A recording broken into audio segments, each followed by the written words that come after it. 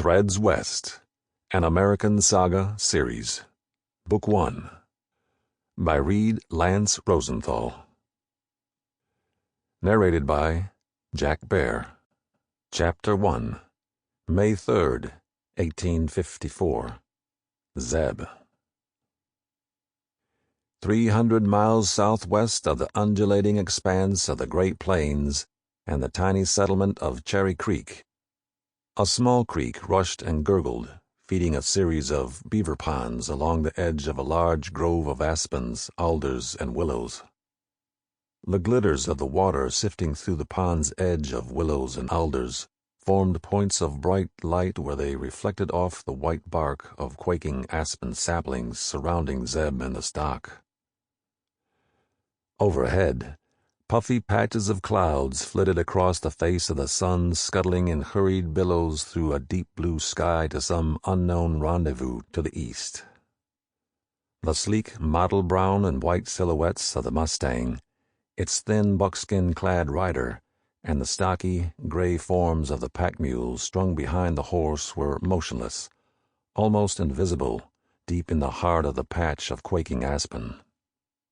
A .52 caliber breech-loading Sharps rifle lay across the rider's thighs, cradled between his belt and the saddle horn. Diffused light filtered through the needles of the few conifers interspersed with the ghostly leafless branches of the aspen trees, and added to the camouflage of the little band. Zebariah Taylor, or Zeb, as he preferred to be called, sat erect, perfectly still and keenly observant. One weathered hand slowly stroking a long strand of his thick, unkempt mustache, where it tapered off into the graying stubble just above his chin. His eyes probed in every direction, and he listened intently. Quiet. A bit too quiet.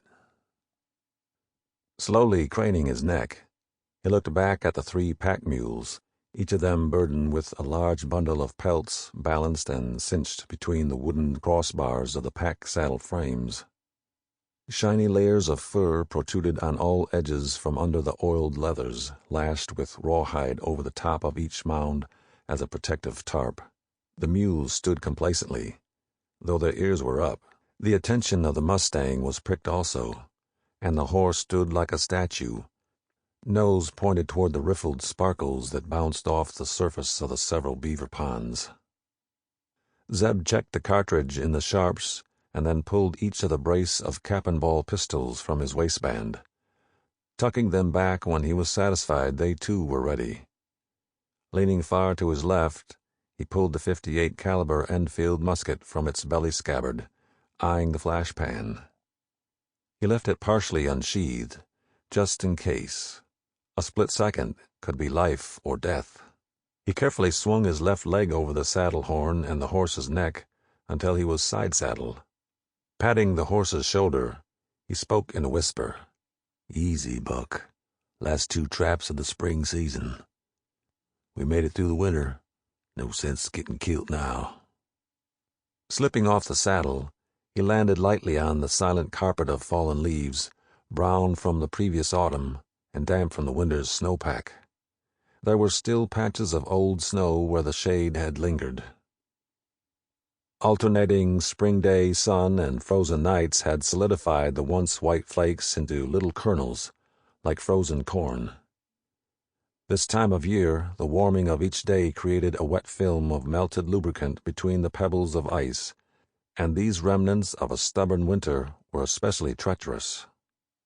One leg slipped out from underneath Zeb as he was crossing a deeper drift, and he almost fell. Catching himself on an aspen branch, he cursed under his breath.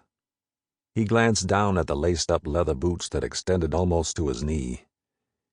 He had fashioned them out of heavy elk hide by firelight over long winter nights in the Notch cabin, one of several small log shelters he had built and called home from time to time. "Gonna have to figure out some grippers for these one day." Moving with stealth to the edge of the willows that fringed the upper beaver pond, he crouched and looked carefully around once again. No bears, no wolves, no Indians, for now. Rising, he Sample complete. Ready to continue?